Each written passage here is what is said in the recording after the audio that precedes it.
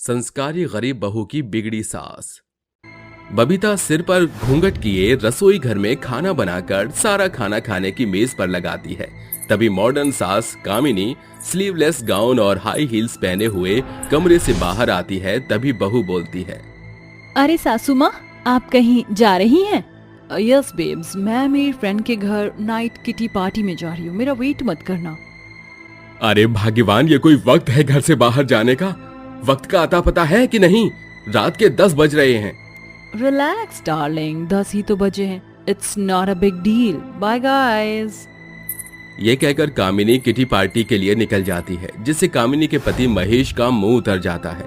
ये देखकर बबीता को बहुत बुरा लगता है। वो इस बारे में अपने पति विपुल से बात करती है। विपुल जी, माँ जी ऐसी क्यों हैं? बबीता, माँ को यही सब पसंद है। तुम्हें क्या लगता है मुझे माँ को ऐसे होलिये में देखकर अच्छा लगता है? मेरा खून खौल उठता है, मगर वो मेरी माँ है। मैं चाहकर भी उन पर उंगली नहीं उठा सकता। माँ की इन्हीं बिगड़ैल बुरी आदतों से तंग आकर पापा ने मेरे लिए तुम्हें चुना। आप सो जाओ। ये कहकर विपुल सो जाता है, मगर बबीता देर रात जागती हुई अपनी सास के आने का इंतजार करती है। तभी रात के 4 बजे कामिनी नशे में धुत घर पर आती है। Open the door, I said open the door. कोई दरवाजा खटखटा रहा है, लगता है सासू माँ आ गई हैं। बबीता जल्दी से दरवाजा खोलती है और अपनी सास की चढ़ी हुई आंखें देखकर बहू के होश उड़ जाते हैं। तभी सास के मुंह से शराब का भभका उठता देखकर बबीता बोलती है, सासू माँ, आपने शराब पी रखी है। बहू के इस सवाल पर नशे में धुत बिगड़ैल सास नाचते और गाते हुए कहती है, no no no no no, मैंने पी नहीं है, मैंने पी नहीं है।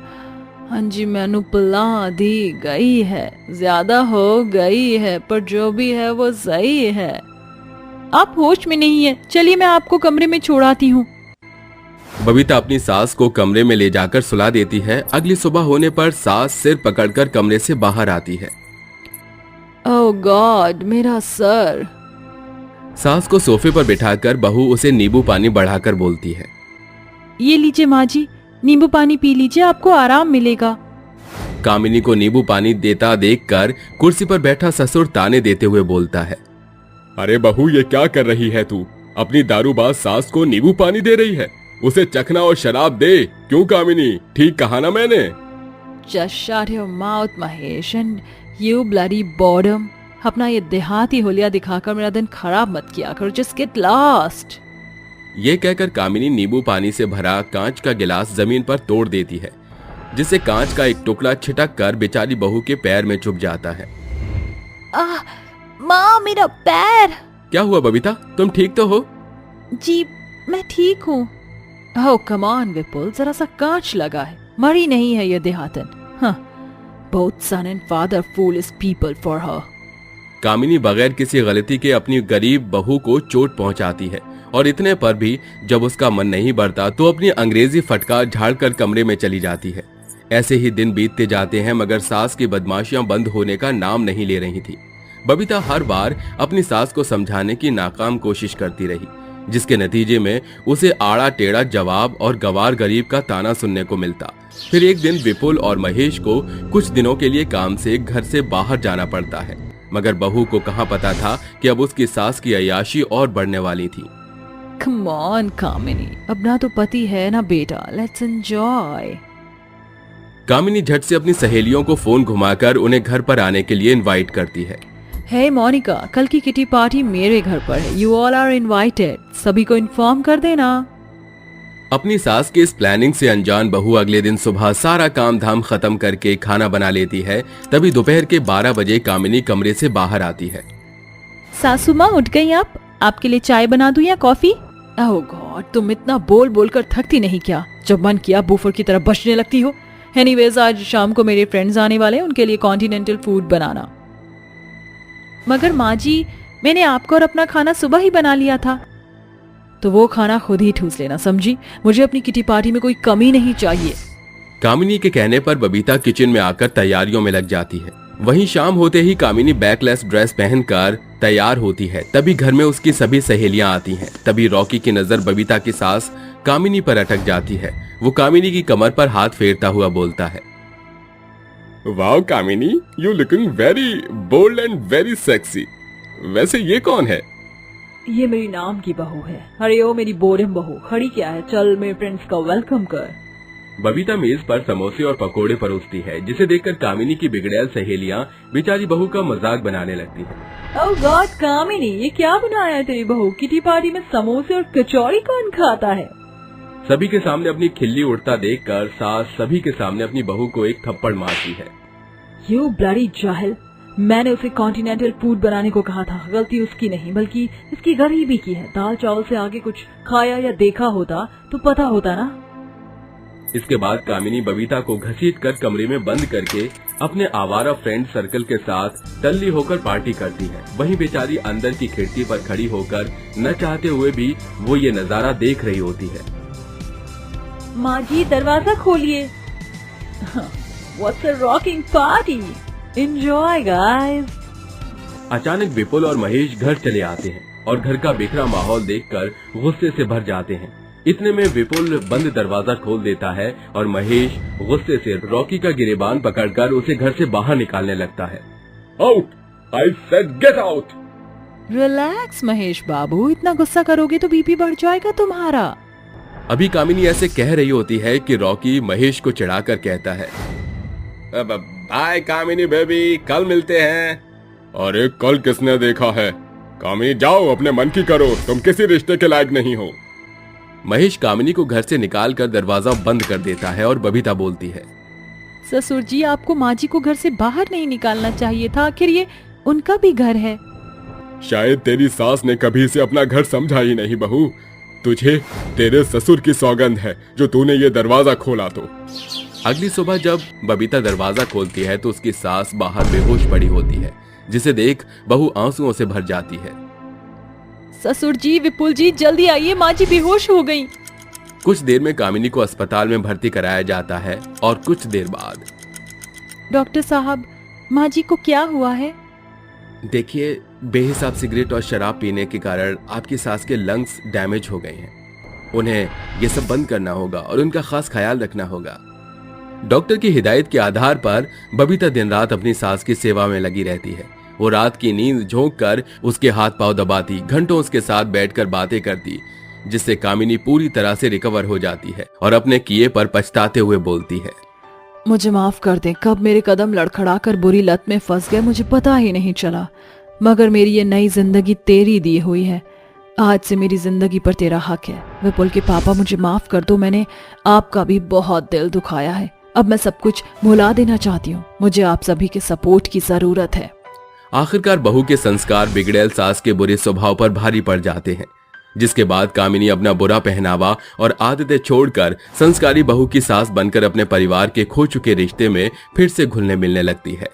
साथियों, हर बात की तरह दोस्ती के भी दो पहलू होते हैं, जिसमें एक वो होते हैं जो आपको बुरी आदतों से बाहर लाते हैं और एक वो होते हैं जो आपको बुरी आदतों में डुबोने के लिए आपकी जिंदगी में आते हैं।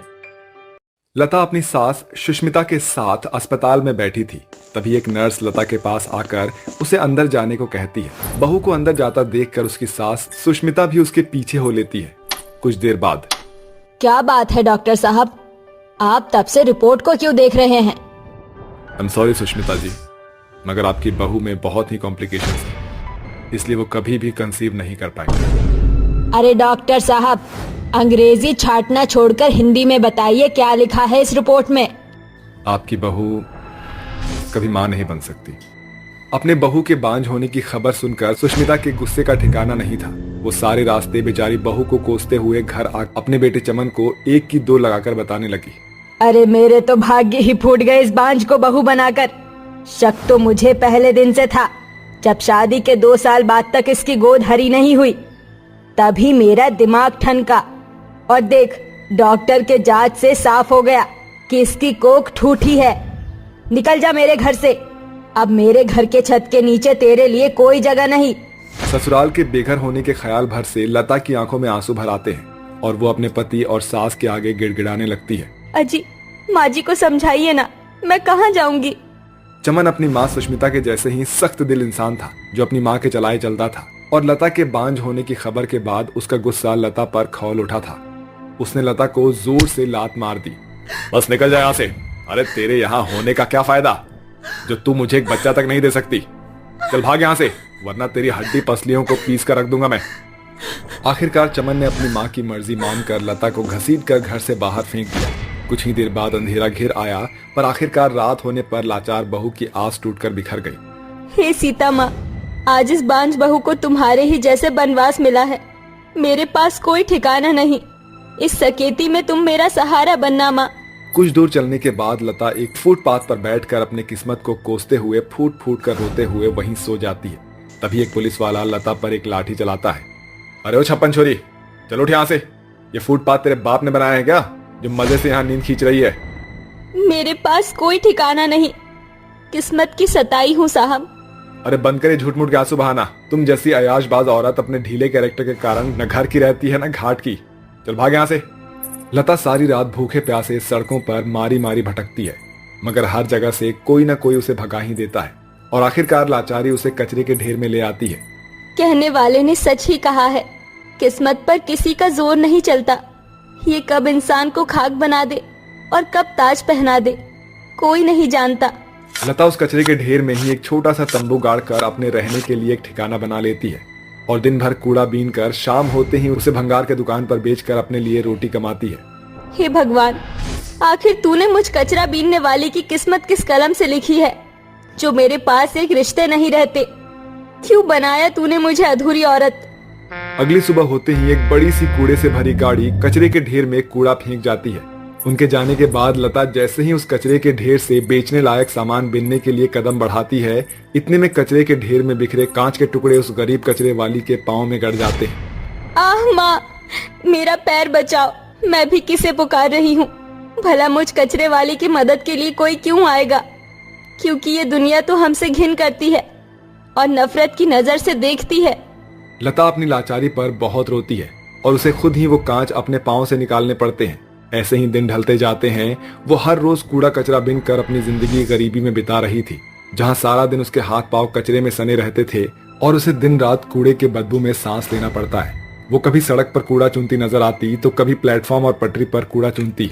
एक दिन ढलते शाम जब लता कंधे पर कूड़े की बोरी लिए प्लेटफॉर्म पर बढ़े चली जा रही थी तो उसे एक छोटे से बच्चे की रोने की आवाज सुनाई देती है। अरे, ये किसका बच्चा रो रहा है? मुझे देखना होगा, ये आवाज आखिर कहाँ से आ रही है। अचानक लता की नजर पटरी पर पड़े उस बच्चे पर चली जाती है, जिसके बगल में एक बैग भी रखा हुआ था। जैसे ही लता उस बैग को खोलकर देखती है तो उसके अंदर बहुत सारे पैसे भरे हुए थे। आखिर इस मासूम से बच्चे को कोई इस पटरी के बीच क्यों छोड़कर गया है? क्या इस बच्चे के चेहरे को देखकर उस माँ के अंदर ममता नहीं जागी? उसका दिल नहीं पिघला? लता उस नन्हे से बच्चे और उस बैग को उठाकर अपने ठिकाने में चली जाती है और उस बैग को कचरे के ढेर में छुपा देती है और सारी रात जाग कर उस बच्चे को सुलाती है। ऐसे ही धीरे धीरे लता को वो बच्चा अपना लगने लगता है। फिर एक दिन लता उससे बातें करती है। मुझ कचरे वाली का इस बच्चे के साथ इतना घुलना मिलना अच्छा नहीं है, क्योंकि ज्यादा लगाव घाव के सिवा कुछ नहीं देता। क्या पता कब मेरी बेरंग किस्मत मुझे इससे छीन ले जाए। लाचार कचरे वाली कई महीनों तक उस बच्चे को इस आस में पाल रही थी कि एक रोज उसके माता पिता उसे वहां से ले जाएंगे, मगर किस्मत का कुछ अलग ही इशारा था। वो बच्चा लता के फीके जिंदगी में खुशियों का रंग भरने जो आया था। लता ने मिले हुए पैसों से एक सुंदर सा आशियाना खरीद लिया और कूड़े कचरे की थाक से निकल गई। उस बच्चे के आ जाने से जैसे कचरे वाली की जिंदगी खुशियों से महक उठी थी। तभी एक रोज दरवाजे पर उसकी सास सुष्मिता और पति चमन आते हैं। आप दोनों अब क्या लेने आए हो यहाँ? अपने गुनाहों की माफी बहू, हमें माफ कर दे। दरअसल डॉक्टर साहब की रिपोर्ट फेरबदल हो गई थी। तुझ में कोई खोट नहीं है, बल्कि असल खोट तो मेरे बेटे में है। इस बात का पता मुझे तब चला जब तेरे चले जाने के बाद मैंने चमन की दूसरी शादी की, और जब उसे भी कोई बच्चा नहीं हुआ तो मेरे बेटे की दूसरी बीवी उसे छोड़ गई।